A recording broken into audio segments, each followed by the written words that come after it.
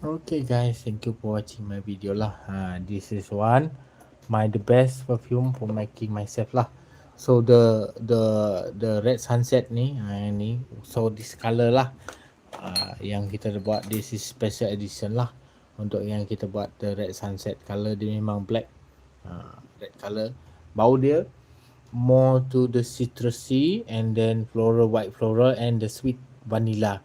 This one lah. This is red color. So the smell is like the inspiration from the sunset, from the evening lah, after the 7 o'clock. So we